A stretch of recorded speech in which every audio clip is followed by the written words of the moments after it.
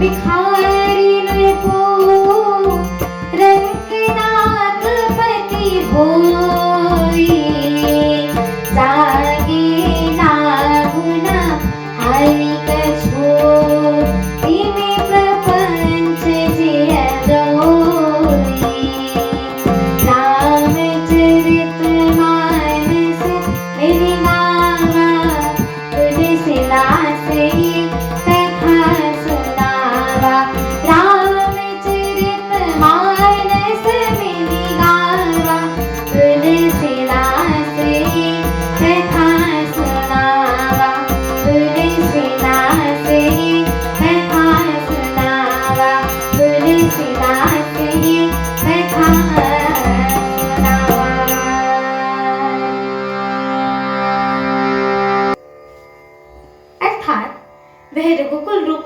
के लिए कुल्हाड़ी हो गई।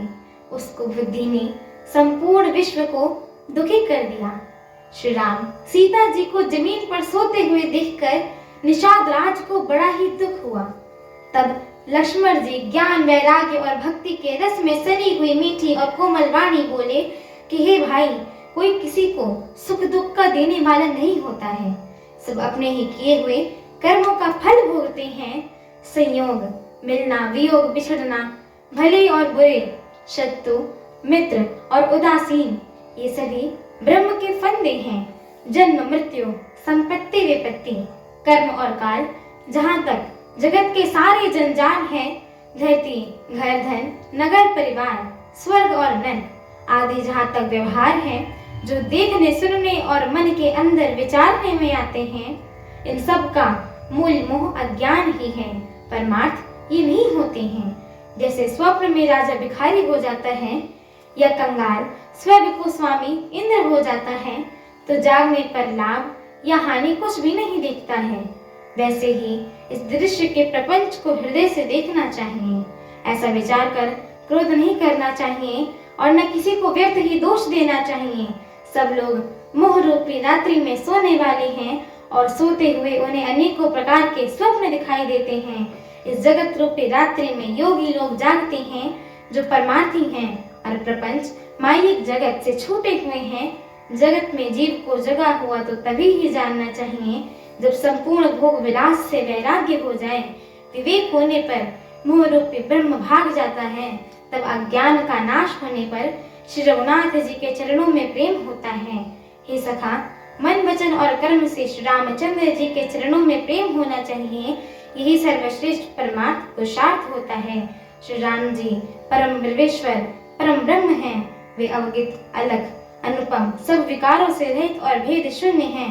वेद जिनके नित्य नीति नीति कहकर बखान करते हैं, वही कृपालु श्री रामचंद्र जी भक्त, भूमि, ब्राह्मण, गौ और देवों के लिए हित के लिए मनुष्य शरीर धारण करके लीलाएं करते हैं, जिनके सुनने से जगत के सारे जंजाल मिट जाते हैं। हमारी आगे की श्री राम कथा को सुनने के लिए हमारे चैनल को लाइक, शेयर, सब्सक्राइब एवं कमेंट अवश्य करें।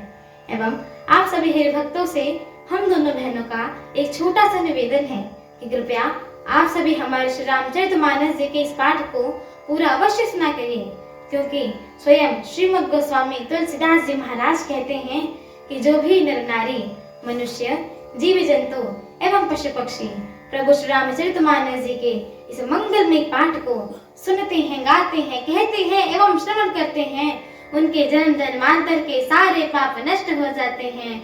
एक बार प्रेम से बोलिए, सियावर रामचंद्र की जय, माता जानकी की जय, लखन लाल की जय, पवन सुत हनुमान की जय। जय श्री राम। जय श्री राम।